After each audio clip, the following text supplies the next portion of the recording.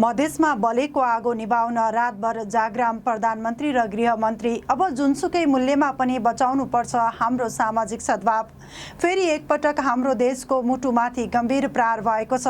जात धर्म र राजनीतिक दलका सीमाहरूभन्दा माथि उठेर मुट्ठी कस्नुपर्ने यो सङ्कटको घडीमा देश अहिले एउटा अत्यन्तै संवेदनशील र गम्भीर मोडमा उभिएको छ। सुनसरीको कप्तानगञ्जमा भएको दुःखद घटनाले सिङ्गो राष्ट्रलाई मर्माहित बनाएको छ भने तराई मधेसको केही भागमा देखिएको तनावले हामी सबैको छाती पोलिरहेको छ।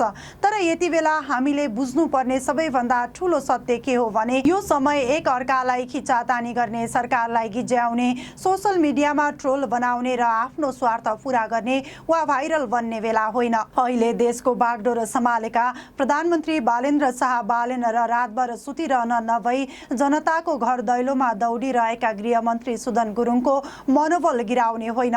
यो सङ्कटको घडीमा उनीहरूको हात बलियो बनाउँदै सिङ्गो देश एक ढिक्का भएर उभिने बेला हो। आउनुस् यो संवेदनशील परिस्थितिभित्र छिरेर विस्तृत रूप बुझौँ। आखिर त्यहाँ के भइरहेको छ? मधेसका घाउमा मलम लगाउन सिंहदरबारमा गम्भीर मन्थन। शुक्रबारको दिन प्रधानमन्त्री तथा मन्त्री परिषदको कार्यालय सिंहदरबारमा मधेस केन्द्रित राजनीतिक दलका शीर्ष नेताहरू र प्रधानमन्त्री बालेन शाह बीच अत्यन्तै महत्त्वपूर्ण र गम्भीर भेटघाट भयो। राष्ट्रिय मुक्ति पार्टीका अध्यक्ष राजेन्द्र महतो सहितका नेताहरू सिंहदरबार पुगेर प्रधानमन्त्री बालेनलाई मधेसमा फैलिएको आगो र त्यहाँका घटनाक्रमको बेली विस्तार लगाएका छन्। भेटघाटका क्रममा नेता महतोले प्रधानमन्त्री बालेनसँग स्पष्ट शब्दमा भनेका छन्, सम्झौता भयो त्यसलाई रद्दीको टोकरीमा नफालिदिनुहोला। विगतका सरकारले जस्तो आश्वासन दिएर बिर्सने काम यसपटक नगर्नुहोला। साथै मधेसमा देखिएको असन्तोष र झडपको आगोलाई समयमै नरोके यो थप फैलिन सक्ने चुनौती दिँदै महतोले सरकारलाई पूर्ण सहयोग गर्ने प्रतिबद्धता पनि जनाएका छन्। उनले थपेका छन्, जुन आगो मधेसमा फैलिएको छ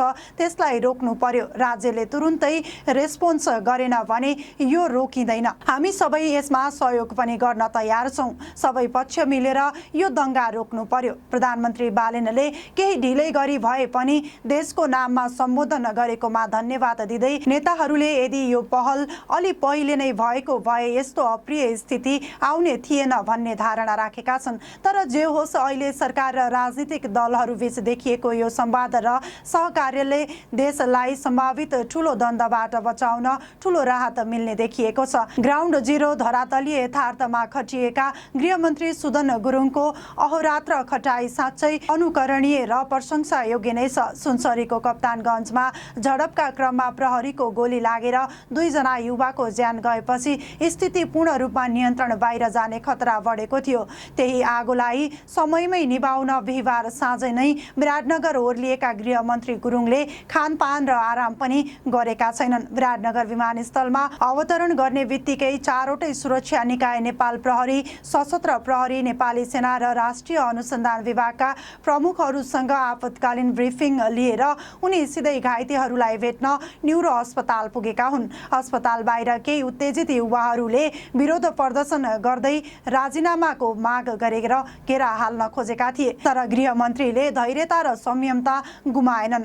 प्रहरीको सहयोगमा बाहिरिएर उनी सिधै घटनाको मुख्य केन्द्रबिन्दु देवानगञ्ज गाउँपालिकातर्फ हुइकिए।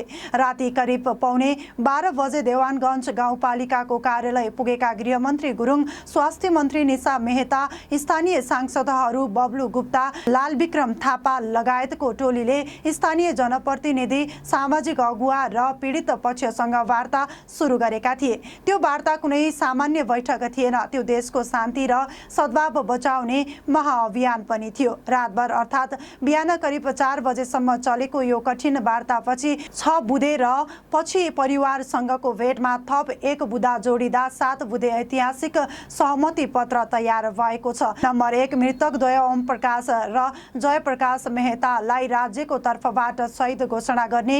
नम्बर 2 मृतकका परिवारलाई जनही 10 लाख रुपैयाँ आर्थिक राहत उपलब्ध गराउने। नम्बर 3 कप्तानगञ्जमा भएको सम्पूर्ण घटनाको निष्पक्ष छानबिन गरी दोषी उप कडा कानुनी कारबाही गर्ने। नम्बर 4 घटनासँग जोडिने मदरसाको पनि आवश्यक छानबिन गर्ने।